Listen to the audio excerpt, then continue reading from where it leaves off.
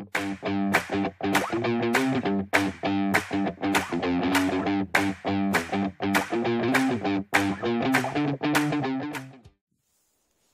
guys! Welcome back to my YouTube channel. This is Ate Bing Paz Strikes Again. Pinopokus ko po kayo during the snowy frosty Tuesday in UK. Ayan po ang moorland guys.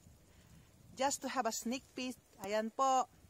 It was all already covered with snow. Ayan. A snowy Tuesday in UK before the end close. So, ayan po guys. Ayan po ang buong bundok. Nakokoberan na po siya ng ice. Ayan po. Ayan po ang aking daan papuntang Huddersfield going to work. Pero they permit me to go home kasi nga po napakakapal na po ng daan. So hindi na po ako makakauwi pag just in case na pinatagal ko pa. So I'm trying to vlog guys before going home kung papaano po ang itsura ng Saddleworth. This is Saddleworth guys, Diggle. This is Diggle. Ayan. Hello guys, this is Ate Bing's TV. Ayan po, snowy in UK. Pinopokus ko po sa inyo guys. Ayan po, all the mountains are covered with snow. Snow, ayan, ang dami po. Ayan po ang aking daan pa uwi. Look guys, how thick is the ice. Going back home. Ayan po. Ayan po siya guys. It's a snowy Tuesday in UK. And before the end close, it's too snowy. Ayan, lalabas po tayo saglit guys. Papakita ko po sa inyo ang moorland.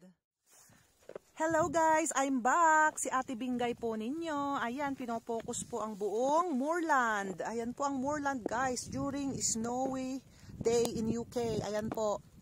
That is only for 1.5 hours guys. 1.5 hours. You can just imagine. At tignan nyo po ang mga puno. Ayan po ang mga puno ngayon dito. Ayan. Ayan po ang moorland guys. Some part of moorland. Within 1.5 hours guys, ayan na po ang resulta ng bundok. You could be able to see really how strong is the snow coming. I don't know for how long is this one. I hope so. It will pass only today and tomorrow I could go to my dentist. Ayan. Look guys, the snow. Tignan nyo po kung gaano kakapal. Ayan po. Napakakapal po ng snow ngayon. And very chilling, very frosty. Ayan. Hindi nyo rin po mare-recognize ang daan, papunta at pabalik. Unless, ang akin lang pong marker dito pag papunta ng trabaho, yun pong bakat po ng mga kotse. Ayan po, yan lang po ang aking marker pa uwi. You could not even see any placard or something here. Papuntang trabaho at pa uwi. Kung hindi nyo po alam ang daan, wag na lang po kayong tumuloy. So this is what I'm explaining to you guys. My previous vlog in Bronclaw Reservoir before, that during snowy day, it's too dangerous to go to work. So, within 1.5 hours guys yan, pinapakita ko sa inyo 1.5 hours only. You can just imagine. So kung magtatagal pa po kayo guys, how much more kung magtatagal pa po kayo? It's too dangerous. Ayan. Anyway, on this location that I had right now, it's almost nearby my house. So, within a minute, possibly I will be in my house. Ayan guys. Kita nyo po ang snow. There you go. I hope you enjoy a snowy Tuesday in UK before the year-end close. Ayan. Hope you like my vlog, guys. If you like my vlog, please click like, subscribe, comment down below, and click the notification bell down below for more of my video, guys. See you then. Bye-bye. Love, love. Hello, guys. Ayan po yung way ko to go back home.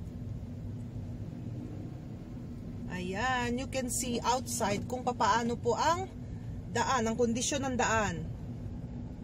So that's it guys. Ayan po ang kondisyon ng aking daan pa uwi. It's too snowy. Very, very snowy. Ayan. Kaya dahan-dahan lang po ang aking pagmamaneho kasi hindi po ako pwedeng mag-drive ng mabilis since the road is very slippery for the ice. Hindi po ako pwedeng magpatakbo ng mabilis.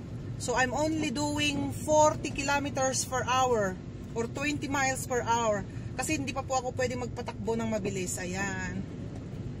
Delikado po. It's a good thing I already changed my tires to snow tires. Meron pong snow tires dito. Pinapalitan po nila ang kanilang mga gulong. Pag may sasakyan po kayo, pinapalitan nila ng snow tires. Ayan, para po kakapit yung gulong sa sa ice, hindi po siya slippery. Pag halimbawang nagda-drive po kayo, ayan.